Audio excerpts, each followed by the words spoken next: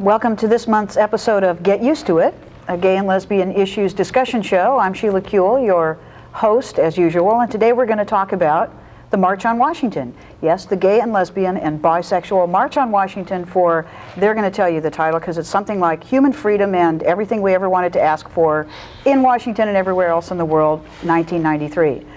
It's going to be on April 25th. If you haven't made plans to go there, I really would, because once you hear what it's going to be like and hear from all the rest of us about what's going to be happening there, you'll really want to go. So I'm glad you're joining us. My guests today are Lauren Nackman, who is the Outreach Chair for the Los Angeles chapter of the March on Washington Committee. Welcome, Lauren. Thank you. Also a gay and lesbian activist. We decided we were going to say that about ourselves every time we introduced ourselves. And this is Charles Clay, who is also a member of the Los Angeles chapter of the March on Washington Committee and a member of Hollywood Supports and a gay and lesbian activist. Welcome, Charles. Thank you very much. And Carol Anderson, who is the Outreach Chair of GLAAD, the Gay and Lesbian Alliance Against Defamation, and a gay and lesbian activist. And so am I, and so are you. And if you're not, go to the march because that's what will happen to you, which is what we're going to talk about. Well, let's have a little information about the March on Washington. Start with you, Lauren, if you can tell us when it's happening, sort of where it's happening, all the things that people might not know yet. Okay. Well, it's happening in Washington, D.C. That seems kind of obvious. On April 25th.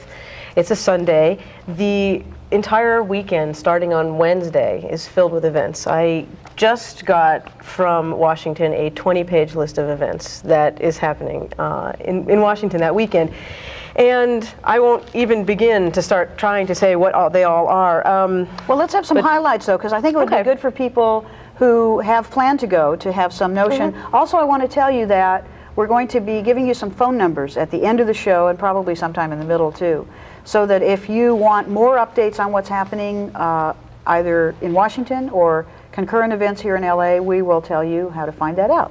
So what's going to happen? Okay. Well, some of the highlights, I guess everybody puts their own personal slant on their highlights. One of the things that I'm the most excited about is that there's an ad hoc lesbian visibility committee that is organizing across the nation to have a dyke march on Saturday night. And that is just going to be a hoot. It's going to start in DuPont Circle, and it's going to be a big, loud, rowdy group of lesbians, probably the largest group of lesbians yelling and screaming in Washington ever. There are... I've gone through this list, and there are religious services and groups for every possible denomination you can think of. There are dances and performances every night. Some of them are sponsored by bars and such. Some of them are sponsored by national organizations. Almost every national gay and lesbian organization is having some sort of meeting there in Washington. There's a national women's ball called the Lesbutante Ball, and that's also that's happening on Saturday night. Oh gosh, let's see. There's the direct action component is something that I also think people would want to know about. There is going to be Hands Around the Capitol to Fight AIDS action on Saturday. There's also going to be, on Monday, the main civil disobedience action that we're working on in our committee is the Human Rights Action for Healthcare. And that's going to take place in the morning on Monday. At the same time, actually, there will also be lobbying on Monday as well. So there will be civil disobedience happening and lobbying. Smorgasbord, something for everyone. And there is lobbying going on at all points starting on the 22nd. So if you would like to go and you would like to lobby, you can contact us at a number that we'll give you and we'll help set that up. But there are a lot of fun things happening also. You don't think lobbying is fun? Well, that is fun for some people. For me, that's fun, but not for everyone. So I made a brief list of some of the fun things that there will be. There's a National Bears Gathering, there's a Leather and S&M party, there's a hoedown, there's a drag show, there's a people with disabilities dance, there's a lesbian country western ball. There's something for everyone, and it's going to be a big party, and it's going to be very meaningful, and everyone should go. Well, there's one more thing I want to mention that's also happening. The first, the Names Project AIDS quilt is going to be there, and what they're calling it is the first interactive display of the quilt. In other words, new panels can be brought, and they will be put up directly at that time. So they're calling it interactive display. And that's going to be running the whole series of days around the weekend. Now, I know, I didn't ask you this before we started the show, so you may not have an answer, but What if people are watching this and say, I wasn't going to go, but it sounds so wonderful, and now I know there's going to be 1 million queers in Washington, D.C. all at the same time, which is wonderful. Last time I was there were only 600,000, and it was really wonderful. Can people still find places to stay? I mean, there are these rumors that you can't get a plane flight and you can't get a hotel room. I can't believe that's true. Well, hotel space is very limited in Washington because there are so many people that will be there. I was talking, however, to a travel agent today who said there are still spaces available. If you are interested in going and you're concerned about flights and hotels, I'll give you a number real quick. That number is 310-285-6774, and on that line you can get information about travel agents that do have airline tickets and hotel reservations still available. Great. Now, let's talk a little bit about what might be happening here in LA at the same time for the rest of you who might not be able to go or want to go or have decided yet to go, just so we get all the information out at once. Carol, I know that you had some information about something going on the same day maybe, or the weekend? There are several things happening that weekend for people who can't go. Actually, the community does recognize that everyone cannot pay for the ticket and afford to go to Washington. So there are events happening here. There will be a demonstration in Pasadena at the Pasadena City Hall that is in support of the military issue that is being organized as we speak. They hope to get thousands of people, or at least hundreds, if we can't get thousands out, to be there and to have their voices heard, and particularly because that's the other side of LA, and that part of LA often does not get active enough and does not get recognized enough. So that will be happening, I believe, on Sunday. Also, it may be Saturday, but the person you need to call for that is Jody, and she's with Catalyst, which is a gay and lesbian veterans group, and her number is 818-798-2174.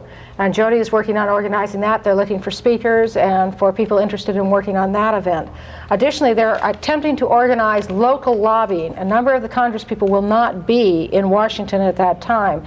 And HRCF and the LA Coalition on Military Service, which is the group of all the different LA organizations that is working on the military issues, is organizing lobbying to occur that weekend here in Los Angeles. So they're asking for people who will go visit the congressional offices, any offices of any local politicians, and to help have the voice heard at home as well as in Washington.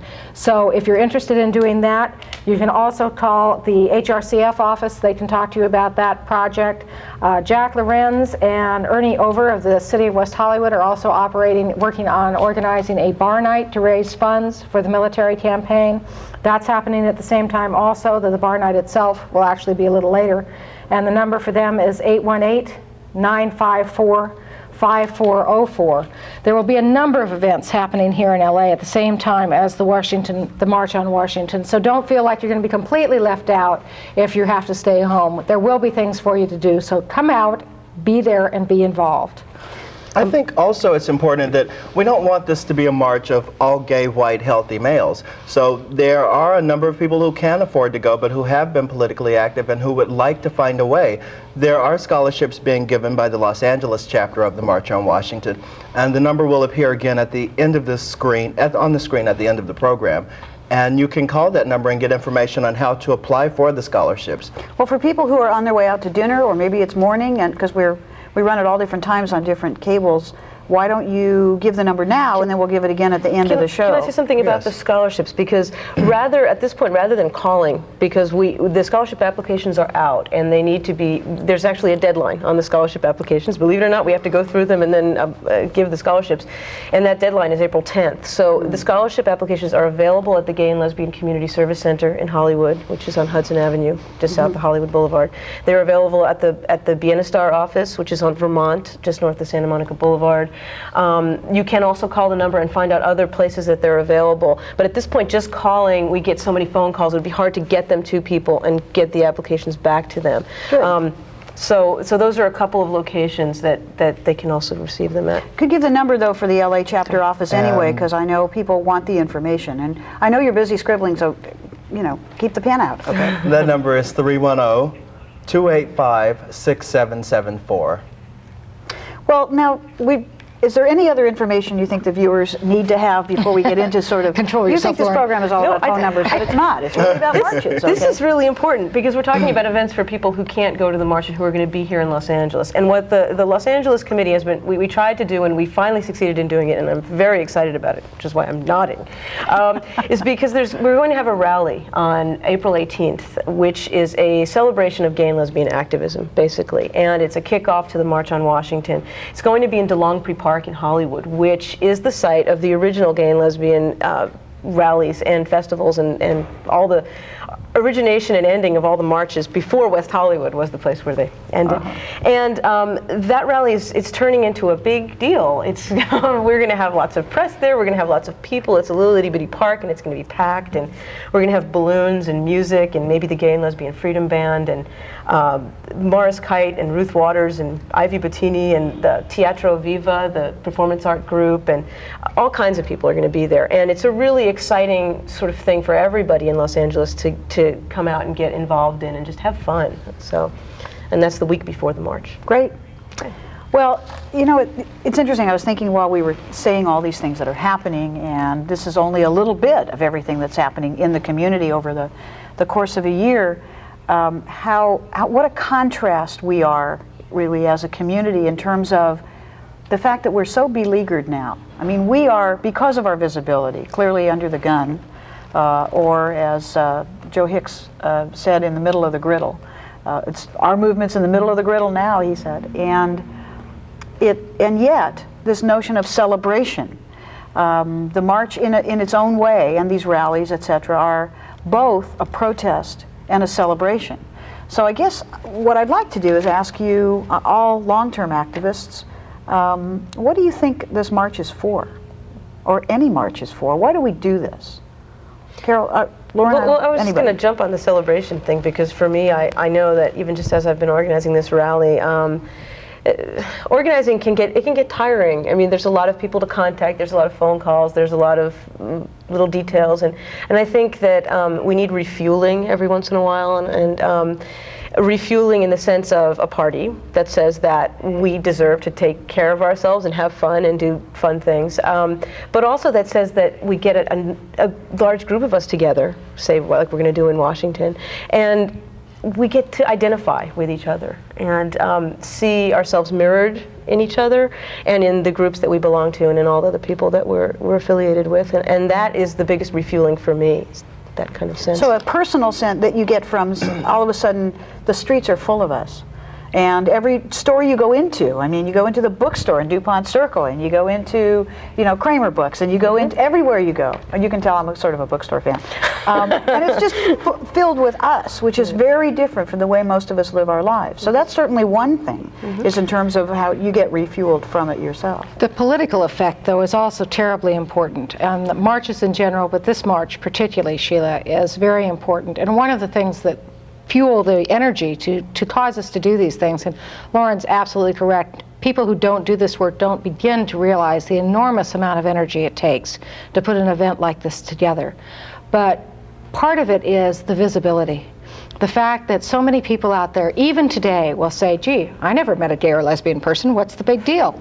And part of the whole purpose of the March on Washington, as I understand it anyway, is to show the American public that there are literally millions of us. If 1 million people can go to Washington, pay the ticket price, take the time off, turn up in the streets of Washington, march to the Capitol, how many other million people are out there who support us who couldn't be there? And the image that the religious right would like to have, which is 26 white boys in West Hollywood who are the entire gay community and that should be kept in their place, gets dispelled by the diversity of our community, by the effect of having all of those people who are out there saying, here we are, get used to it, as it were. And even more than that is the real clear statement that we're not going back. That 1 million people are out there in the streets in Washington because no matter what the right does, we are not going back in the closet. We are not returning. We are not retreating. It's over, folks. We are not going back. They need to accept that fact and deal with us as a force, a political force, a social force, and a social movement. And there is nothing really that makes that statement more strongly than having the numbers of people that we are looking to have in the streets in Washington to say that to the American public. I agree. I think for too long, gay people have been prepared to be the second-class citizens of America. And with this march in very large numbers, we're saying we are demanding what the Constitution guarantees us: life, liberty, and the pursuit of happiness. And we won't stop until we have that. That's why it's important for 1 million people to be there, so America can see we are not a small clique. You know, we're very strong, we're very proud, and we're very determined. That's why we're spending the money to go. That's why we're taking the time off work to go. And that's why we're so excited and so happy that there are going to be so many other people there, because it's a show of force. It's saying we're powerful. But we're not going back. It's interesting because there's a collective sense that you were talking about and the individual sense that you're talking about. And of course, any mass demonstration is both. It really, for me, when I first started thinking about what this meant, I don't mean for this show, but I mean in my life, it is, in a sense, it's a religious concept, and that is the dictate of many different faiths to bear witness to one's beliefs. And generally, though we have a whole different hit now on these sort of extremist religious communities which are about hate, generally, as I always thought about organized and disorganized religion, it was much more about love and showing up for that which you put in your body, in essence, in the place of that which you love. I mean, since we're right around the anniversary of the assassination of Dr. King, we see I think a lot about this notion of bearing witness, which is really what he talked about a lot.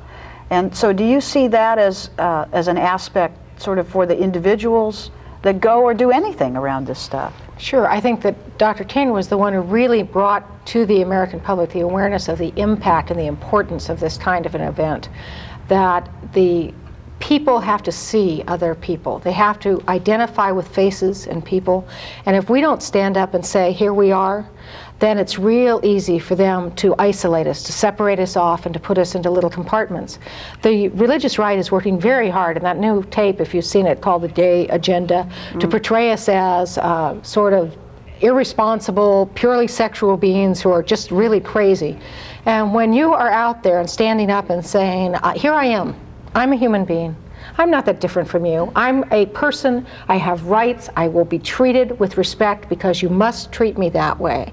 You really are bearing witness. You are making a very clear statement about your right to exist and the right of every other person in this country, gay and lesbian, non-gay, no matter the color of their skin, their age, or their sex, to be treated with dignity and respect. And if there is a gay agenda, that's what I think it is to demand that respect and dignity for all people in this country. Well, it's really a civil rights agenda. When we come back from this break, I'd like to talk about sort of the broader collection of issues that we're talking about. This is Get Used to It. We're going to take a break. Don't go away because it only gets better. Who cares? It's their fault. So what? Some fags get beat up. Such a fag. It's their own fault. Deserve to die. Beat his Fag. beat up. Faggot.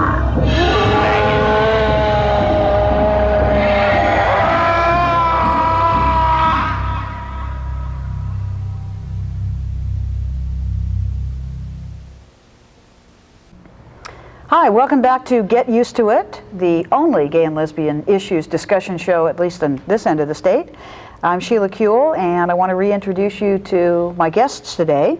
Lauren Nackman, who is the outreach chair from the Los Angeles chapter of the March on Washington Committee. Charles Clay, who is also a member of the Los Angeles chapter of the March on Washington Committee. And Carol Anderson, who is the outreach chair for the Gay and Lesbian Alliance Against Defamation. Gay and lesbian activists, all of us, we assure you. Today we're talking about the March on Washington and all the events here in LA and in Washington and whatever else we feel like talking about, which I guess we will talk about now. We talked about sort of the specifics of what's going to happen at the March, what's going to happen around the March, a full week of events, things in Los Angeles, and started to talk a little bit about why we do this. I mean, why do we need to show up and have a march? But I guess I want to broaden the question even more. We're a brand new movement in essence, in this country. We may feel like we've been doing this for years and years and years, but At least 100. well, I sort of feel like I have this image of a chessboard or a boxing ring, you know, the way it's all lit up and everything around it is dark and there's lots of people there. And you go through training and you do all your coalition and you do all your preparation in the dark, and all of a sudden we're in the middle of the lighted part now. We are so public. Every day the news is about us. So we're now, instead of just our nice community, which is what we were, political as we were getting, we're now becoming a movement. And I guess my question to you is, given the fact that we're doing this march and lots of other stuff, what is it that you do to make a movement? I mean, how is this stuff related to being a movement? Is this a question you can answer or think about or talk about? Well, I think everything that we do, whether you're a member of ACT UP or whether you're a member of GLAD or whether you're a member of the Committee for the March, or no matter what type of organization you are, if you're fighting for rights, you're helping to create the movement. And it's important to know that each facet of activism is important to this movement. We still have to have the Butch Dykes out screaming. We still have to have the suits lobbying. We still have to have the people on phones calling to raise money. Now, every aspect is important. But it is a little difficult sometimes. Don't we get kind of internally critical? We get incredibly internally critical. And I think that one of the sadder things is the fact that we often forget to give credit to other people who have different agendas, slightly different agendas or different tactics that they believe are the most effective. That there are different tactics, but the vast majority of gay and lesbian activists are all attempting to achieve the same thing, which is a world in which gay bashing is no longer an issue, in which there are equal rights for all people and equal right to love anyone that you choose without that being an issue. How we get there is simply that, a question of the way that we move. And often we forget that it is much easier for us to move together because of the work of each group. One of the things that we did at GLAD for a long time was play good gay, bad gay with ACT UP. That after ACT UP goes out and screams and demonstrates and sits in at an office, you would be amazed at how relieved the straights are to have someone like GLAD come in and say, can we talk? At that point, you know, they couldn't do enough for you, because then they will sit there and tell you all about how awful the street activists are, and you just listen. But the reality is that they're receptive to what we have to say because of the work of all those people who are out there doing the down and dirty street work. And that a great deal of the movement that we have achieved is directly attributable to the people who put their lives on the line, who go out and do the civil disobedience, the direct action work. And that is of infinite value. But it's also of infinite value that there are people sitting around discussing theory and strategy and writing checks and who want to work with the politicians and move the movement that direction. And I think what makes us a movement is the fact that we are all there trying to achieve the same thing through all these different approaches. Well, it's sort of always been that way in a sense. I don't think there has ever been any political gain without movement, without a movement. I mean, I have this theory that children haven't succeeded in gaining equal rights because there has not yet been a children's movement, which would be a very painful thing for this country, but I think possibly down the line, it will be one of the next movements. Roe v. Wade would never have happened in the Supreme Court were it not for the women's movement. First, the radical women's movement in the late 60s that came out of the anti-war movement, which came out of the civil rights movement. And then, I guess, the women's movement, which was much more mainstream.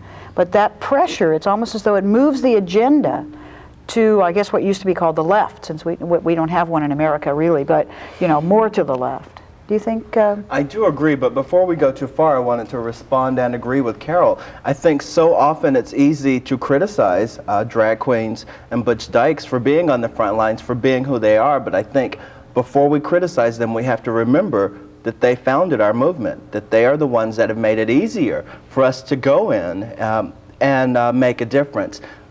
People don't remember Stonewall was not a high-class bar. Stonewall was not the place where you went with your suit for a martini.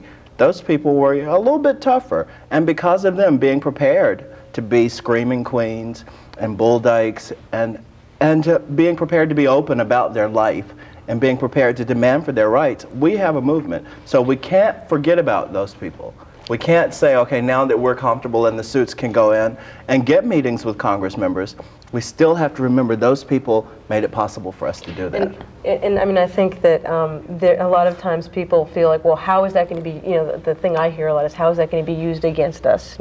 This sense that the eyes of the right wing are upon us and that we have to be on our best behavior because they might see who we really are, who the drag queens really are, or who, somebody who's androgynous really is. And as far as I'm concerned, I don't want to be thinking about their eyes. I mean, it's like I want to live my life, and I don't really care what they see. And it doesn't matter whether you're a good fag or a bad fag or a good they'll guy get you or a bad anyway. guy. I mean, do you know who's in that film that's being circulated? Excuse me, I am, okay? You know why? Because at the center dinner where it's nothing but penguins, and rich people and a few of us, they say, "Do you see men dancing with men?" And it's like Mixner and somebody else, and they're dancing. Course. And me and Tori Who else were they gonna dancing. dance with? Women dancing with women. I think you were there too, Carol. Right. And so it doesn't matter in a sense because they think badly of all of us. Right, And one of the things that we definitely have to remember is that the drag queens, the more butch dykes, take the heat for the rest of us. That when we're walking down the street, we may get away with not being physically attacked, but the effeminate drag queen type guy, the little, as Tani calls him, the little Nelly gay boy who's out there, he's going to get kicked. He's going to get hit. He's going to get attacked. And we don't have a choice. They are us. And also when there he is gets no difference. They are a big part of who we are. And the fact that they are more visible is simply who they are. And we cannot ever, ever forget that if they weren't out there, we'd be getting the heat that they take for us. So we ought to thank every one of them who has the courage to go on with their life and to walk out there freely and proud of who they are in our name, because they take the heat for us. There's another thing too, and that is, I think it is always easier, and I don't mean easy in the safe sense, as an outsider to reject, being in the mainstream, because guess what? You're not. And so it seems to me like we're the best example as a community of outsiders who ought to be challenging the system, who ought to be doing it. But it's it's, as you say, the drag queens and the bull dykes, the motorcycle dykes on bikes, who are the most outsiders of our community, and therefore, in a sense, have the least to lose. I don't know whether this comes across correctly, but it's easier to rebel when you've never been in to begin with. And I think that's why leadership sometimes is taken by people who are very radical, who have the notion, the theory, and also have been outsiders from the beginning. I think that's part of the biggest problem that we have right now to face as a movement, is the apathy that is created by the perceived safety, particularly of affluent white males living in West Hollywood, living in San Francisco, who say, why are they making an issue of it? Nobody discriminates against me. I don't have to, I can go to the bar and I never get attacked. And that what the problem is that there is a certain percentage of our community that believes that they are safe. And I always keep thinking about Germany in 1930, 1932. They were safe too. They were part of the mainstream. They were certain that this was never going to be a problem again. They weren't Jewish. And after all, they weren't Jewish. Well, who was going to attack them? They went on living their life in their nice, safe ways, and they were necessary. And I wonder how many of them wear a pink triangle, even to show pride, without knowing what it was a symbol of, and that's what we had to wear in Germany, who were singled out. Well, even the Jews in Germany thought that. I mean, it wasn't those who were not Jews. I mean, I grew up in a conservative Jewish upbringing and went to Hebrew school and learned a lot about the Holocaust and was taught that you are all, no matter how assimilated you become, you're always going to be a Jew, and they're always going to know that you're a Jew, and they can always find out if they want to, just the same way they'll know that you're queer. No matter how well you do the passing or whatever it is, they'll still know. And once they know, it doesn't matter that you've done everything the same way they do, because they don't see it as the same thing. Some of us tend to be somewhat cynical and know or believe that the reality of our political safety is that it's in the best interest of the politicians to be on our side. And part of our job is to make sure it stays that way. That financially, and as far as the votes are concerned, and the support and the issues that they care about, that we are a constituency that they need. As long as they need us more than we need them, we do have a certain degree of safety. So do you think anybody's going to be watching in terms of our Congress people? There we are, there's 1 million of us in Washington. I always wonder, you know, I mean, I've been to the last march and the March for Women's Lives, or the Shuffle for Women's Lives, which is what we had last time. There were so many people there, you couldn't move for 3 hours. I'm telling you, if you go to Washington, this is what it's going to be like. It'll take 14 hours just to get out of the staging area, which is fun because bodies are pressed very close. It's kind of wonderful, actually. But I mean, do you think they will be watching it? Someone said recently that in 1987 there was barely a mention that there was a march. I think now we are too closely identified with the issues of the day. We have a president who's supportive of our rights. We have a number of people in Congress that are openly supportive of our rights, and even a few people that are openly gay in Congress. So now they have to listen. They have to listen. And they will. It's going to feel real different to have the, I mean, even the chance that the president might address the march. I mean, our whole movement grew up under Republican administrations, and there was not a chance in the world we would ever see the president doing anything but excoriating us, you know? We didn't really want to anyway. That's true. Who wouldn't want to be aligned with You don't those want to people? be in the club that he's in. No, but it is a real issue for the movement, is to readjust our thinking to where we can continue to work effectively without being the chosen adversaries of the existing administration. And I think that's a challenge that we are just starting to adjust to. And I think the military issue has been a really good example of that. We were complacent. When it came to the lifting the ban, we weren't ready for the response that occurred to that. We had sort of stepped back and said, well, gee, the administration's on our side this time. And then that wall that we sort of slammed into popped up again, and we need to adjust our thinking. Well, it was interesting. I saw, though, in the I guess in the LA Times, there was an analysis about, as long as we're wandering through all of these issues, that President Clinton needed to press that issue very early on while everybody was still worried about the economy. Yes, I was reading that. Because I thought it was an interesting analysis, because once you don't worry about the economy anymore, you can go back to your generally conservative views around moral and social issues, which is the way this writer identified the country. We don't have a lot of opposition when we're there, you know, 1 million people in Washington that we see, although there will be the right wing, you know, along the curb, as they always are in all of our marches, telling us that we're immoral and we should all stop doing what we're doing. But I want to talk a little bit about the other things that make a movement. We've talked about lobbying that will go on there. We've talked about direct action. We talked a little bit about love and let love in terms of the direct action and the lobbyists and everybody understanding we're all doing the same thing.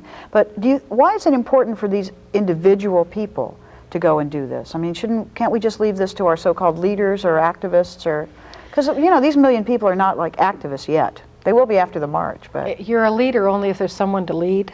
If you're out there by yourself saying, hello, I'm the leader, you aren't. And the reality is that we only have leaders as long as we have people who are part of the movement and part of the work. And for the individual, I don't think there's anything more empowering than being involved in this kind of thing. What Lauren was talking about is not just the celebration. A lot of people have been talking to me about the military issue and saying, I feel so powerless. I don't feel like there's anything I can do. I don't have enough to do. I want to do something that's urgently important, but I don't know what to do. And when they have a place to go, a march, a presence to be part of, they have a sense of being powerful. And we really are, but we've got to be there. okay, let's take our next break, and we'll come back, and I'm going to warn you now, I'm going to ask you for some personal stories, and I want you to think about yours too. Don't go away.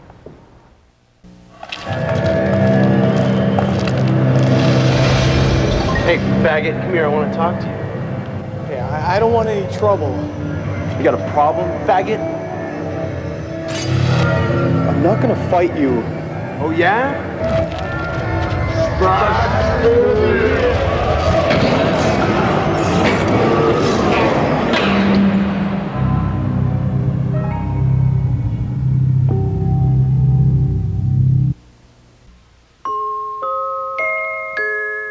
Here's one time it doesn't matter who your neighbor is.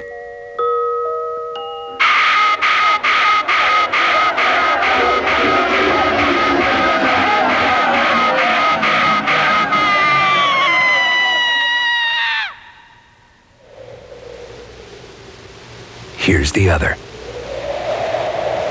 Life's too short. Stop the hate. At first, we didn't know what to think. He said he was gay. We thought we had done something. I was so angry, so hurt. We didn't know where to turn. Talking to other families at Parents Flag was a lifesaver. Now we're closer than ever. She's the same daughter she always was. We love him just as much as always. Parents Flag helped us through it. You are not alone. Talk to us. We understand. For the Parents Helpline nearest you, call 1-800-4FAMILY. Hi, welcome back to Get Used to It. We're talking about the March on Washington and the events that are going to go on in LA the same day, April 25th, all the events around it, and just anything else that comes into our minds. Carol, we were talking about the various ways in which people get involved, etc., and I know that I saw your name in the paper. You were involved in a march or demonstration having to do with the military issue not too long ago. On March 28th, actually, Kathy Paspalis and I were the organizers of the Alan Schindler Memorial March. It was a lot of fun, and it was really, I think, a very positive event. We closed down the Vincent Thomas Bridge and marched across the Vincent Thomas Bridge and had a rally on the property of the Long Beach Naval Station. And it was a memorial for Alan Schindler, who was the gay sailor who was beaten to death in Japan. His mother was there. We did a interfaith memorial service for him and had speakers on the nun hearings and the military issue in general. We got probably close to 1,000 people. We had a really great time. It was a wonderful event, and we got incredible press. The coverage was marvelous, which was really good, and it was part of the purpose. Because what it did is it got put directly opposite the nun hearings. The LA Times had an article on Sam Nunn, and in the middle of it said, "See March." so basically we had something to offset the really negative kind of images that we were getting. And Dorothy Schindler is really wonderful. One of her lines that she used repeatedly that was really great is that, well, no one has died because someone else was homosexual in the military. Her son died because someone was homophobic in the military. And that's true, except I think he died because of the homophobic attitude of the government in general. But that it was a really positive event. We put it together in about 3 weeks flat, which was pretty amazing, with a great deal of work.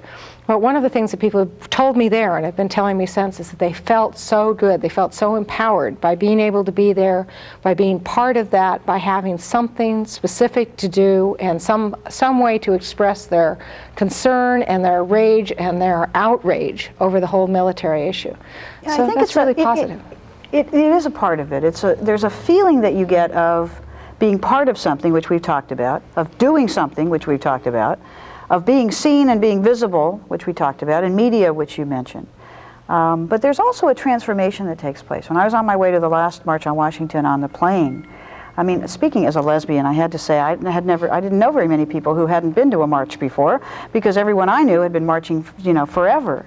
But there were a number of young, white, gay men who had become angry for one reason or another, many of them AIDS activist or AIDS related, who were on their way to their first march, and they were very excited, had no idea sort of what it was going to feel like.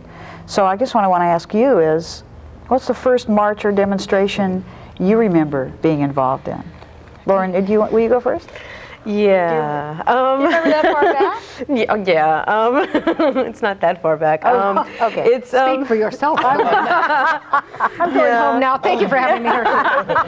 It's okay, I'm older than you are. I'm going to win this one. The first march or demonstration that I really felt a part of, I mean, I went and participated in sort of anti-nuclear things when I was in college, but in terms of my own identity as a lesbian or a feminist lesbian, the first thing that I did was in San Francisco shortly after I moved there. It was nice because it was really shortly after I moved there. It was like 2 weeks after I lived in San Francisco, which was really a shock in itself. Was a Take Back the Night march that went, God, it started at the park and went down Haight Street and all the way down into the Mission. I mean, it was an incredibly long march. It was really long. Not as long as the AP 101 marches, but long. And 1,000 miles. And for me, at that point, really strongly identifying as a feminist lesbian, it was wonderful to be with all those women and to be safe with all those women, to be out in the street making a lot of noise, saying, I can do whatever I want. I can be out tonight. I can be out here and I don't have to be afraid.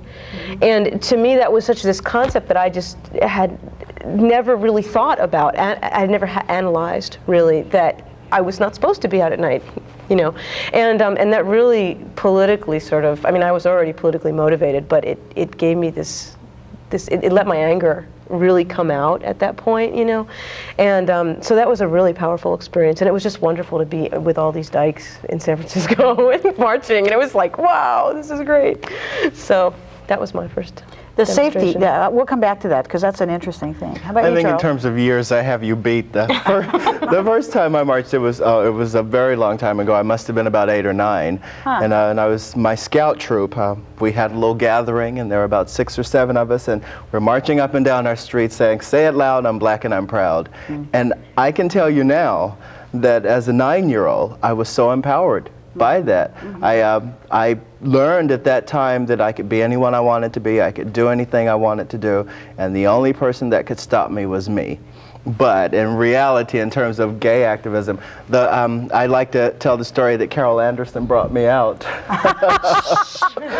You don't mean that the way I mean. No, not that way. Not that way, but during the AB 101 protest, when Governor Wilson vetoed the bill, unfortunately, I think he did something that he didn't plan on doing. He made a lot of people who were comfortable say, uh-oh, if I don't march, if I don't protest, this is going to keep happening. So as a result of that, I took to the streets with everyone else. And I haven't looked back since and said, why did I do that? In fact, all the time I have one employee who lumps all of my AIDS activism and gay rights activism under the triangle. And he says, oh, is it a triangle function you're going to? And why do you do that? And I tell him I do it because I have a niece who's less than a year old. And when she becomes a teenager, if she decides that she is a lesbian, I don't want her to feel oppressed because of that. My parents marched in the 50s and the 60s so that I wouldn't feel oppressed as a black person. Now, as a homosexual who's comfortable with himself, I have to march so that the teenagers of tomorrow are comfortable with themselves. The highest rate of suicide in America is amongst teens, and more than half of those teens are gay. We have to do something to let them know it's okay. You can be who you are. Society does not frown on you. And if we don't keep marching, society will keep frowning. Hopefully one day, as a result of all of this marching, you can be comfortable with who you are, and then we can turn our attention to other things because this will be taken care of. You know, you brought up something we haven't really mentioned. It's putting a couple of things together. We talk about being visible, that is 1 million of us in Washington, and attracting the media, which is important because the media validates the reality of any occurrence. It didn't happen unless you see it, right, on television or whatever. And that's just where we are. I'm not saying for better or for worse, but I'm thinking about the teenagers who are not out, who can't tell their folks. There's a comic strip now where one of the teenagers is coming out for better or for worse, and half the newspapers aren't running it. Right. So what does it do? It shuts down visibility, but the teenagers will see us on television, however it's characterized, and probably in many states it'll be characterized negatively, because they'll focus, as they do in many of our gay pride parades, on the people who are in the videotaping circulated too, to say this is the entire community. And I think part of our point is we're proud of them too, and it's not our entire community. Yes. But that visibility, it sort of dovetails because the media it explodes it into sort of everybody's consciousness. But speaking about teenagers, we were talking a little bit earlier. I believe you said that your activism started when you were a teen. It was. God, you have to dip to the ages here. I was 19 when I was in my first demonstration, and it was also the first time I was ever arrested. And that was at Cal State Northridge, which was then Valley State College, folks. We're talking the dark ages here, okay? And the Black Student Union had a demonstration going on campus. And I just wandered in one day going to class and was outside the building. And I had a real interesting experience that I think really pushed me into my activism, was that there was a crowd outside the administration building, and someone threw an ashtray and broke a window. And the LAPD came out of that building in full riot gear with clubs swinging and rushed the crowd. And I took off running, and I watched the officers run down every black male in the crowd. And I was maybe 20 feet from a 18-year-old black guy who 2 cops tackled, and while he was on the ground, I watched one cop handcuff his hands behind him, and the other one pulled his head up by his hair and hit him across the eyes with his baton. And my older brother was a student at Valley State at the same time, and he swore till the day he died that he tackled me as I was trying to attack the cops. And I don't think I was quite crazy enough to attack the cops. I know I was screaming, that I had never really conceived of what it felt like to watch someone do that to another human being. That young man lost the vision in one eye and most of the vision in the other as a result of what they did to him that day. But I went home that day and came back the next day, and there was an ongoing demonstration there, and there were maybe 100 kids, black kids, who were sitting in what was called the free speech area on school, and there were probably 2,000 cops. Mm-hmm. And there were all the white middle-class kids who were most of the school standing around watching. And I was talking to a cousin of mine, and I said, we have to go sit down with those kids. And he said, you're crazy, you'll get arrested. And I said, I know, but if we get arrested, we'll just get arrested. But if it's only the black kids, they'll get hurt. What will happen to them is what happened yesterday, and we can't let that happen. And I never forgot, Danny was a dear, sweet young man, but he said, I can't do that. My father would throw me out. Mm-hmm. And I said, well, so will mine, but I have to do that.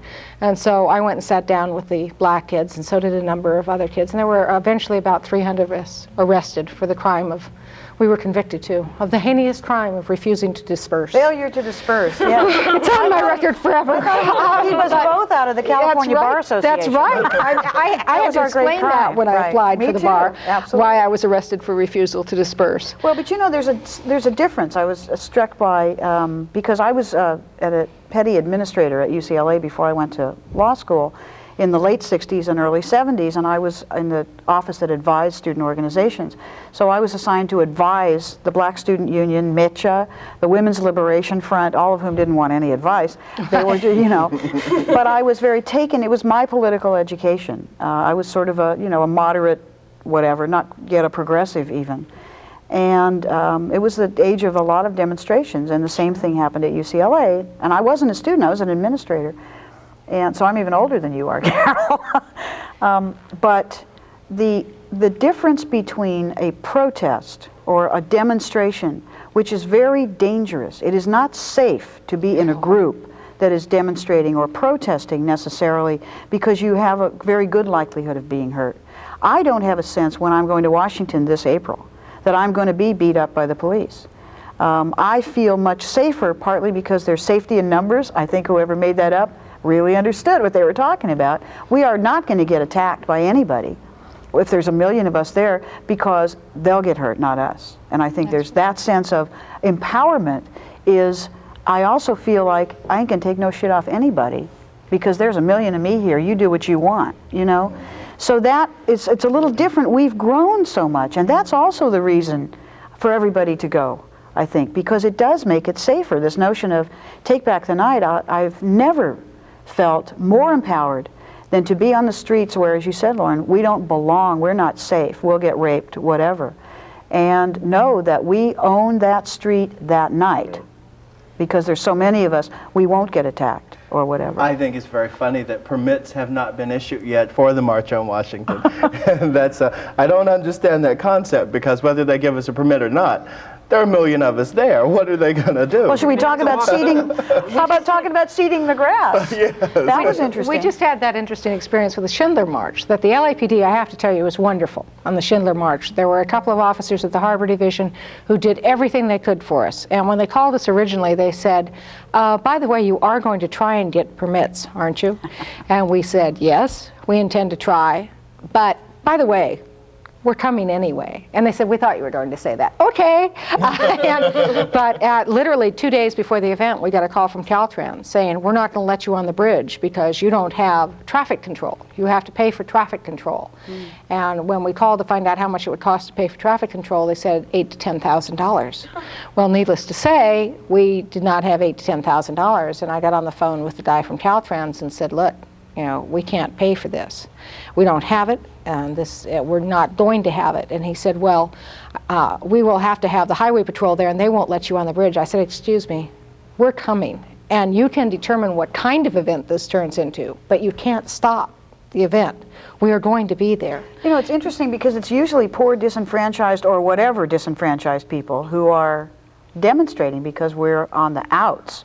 Although there is this mythology about our community that we have money, which I think we ought to disperse, because this is not a community. Disperse the money? Disperse the mythology. Yeah, we could disperse the money too. Anybody want to send me any, for instance, that would be fine. But the notion of having to pay to exercise your rights. I understand that there's property destruction and that the taxpayers bear the burden of fixing it. I understand that Clinton's inauguration committee was supposed to pay to reseed the whole mall, and that now we're paying or sharing a part of it to reseed the mall after we've, trampled it. And it's true, we do ruin everything walking on all that grass.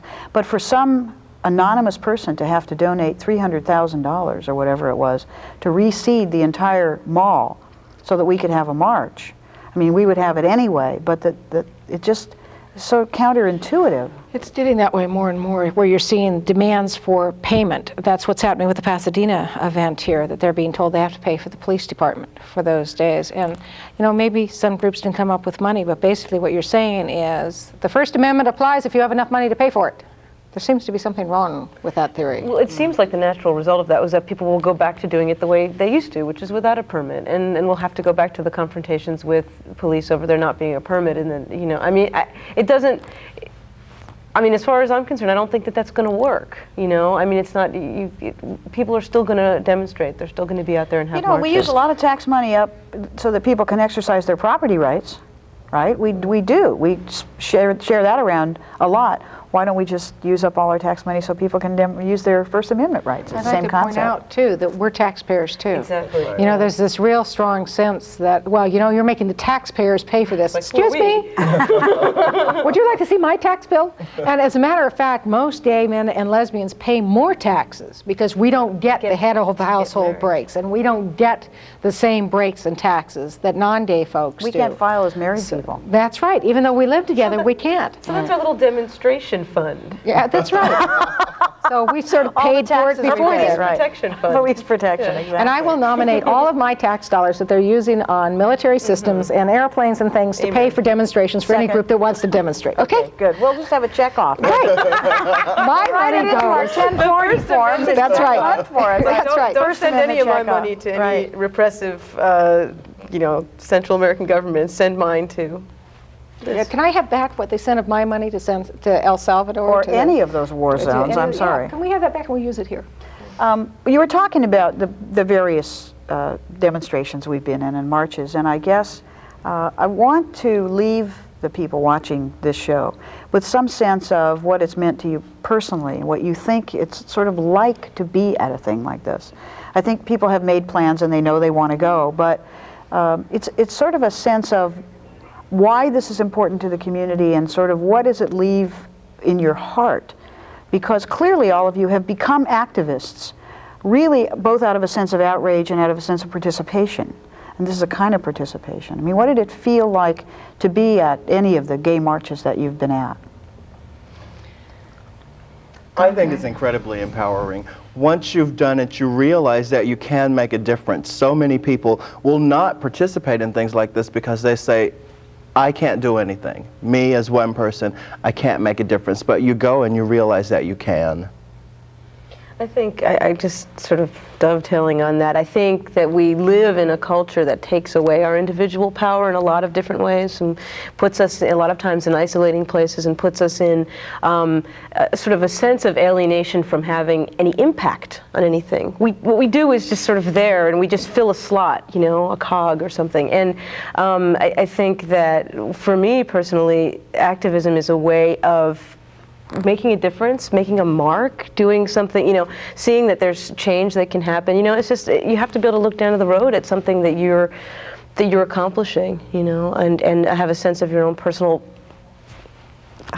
value or significance, And so what I feel is it's not just an identity issue in terms of identifying with the group, but also in just really seeing that there's a need for justice and not being able to just sit there and take it, knowing that there isn't justice right now. So, for me, it's also an aspect of of love. I don't know how to explain it, but sometimes in a great big group, or even in a meeting, I mean, people say, whoa, how boring, you go to meetings. And I go, well, meetings are where all my best friends are, you know. It's like a way to see all your best friends all at the same time. But this sense that you take back with you, I think, is also important.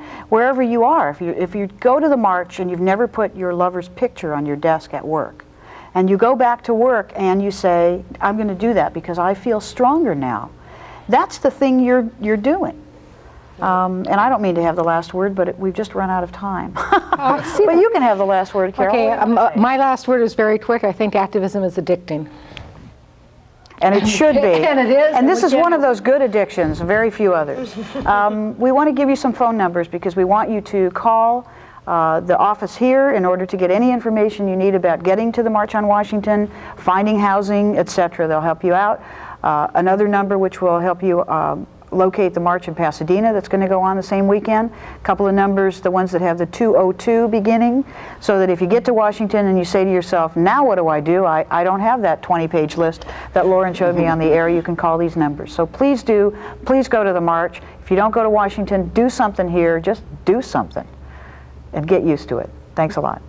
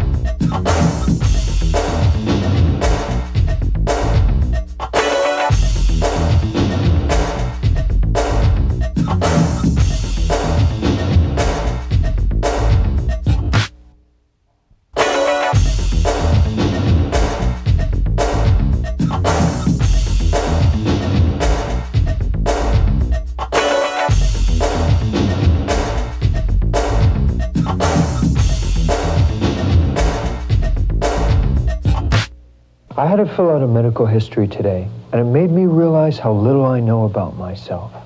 I'm adopted. I love my adoptive parents, but I still need to know about my original family.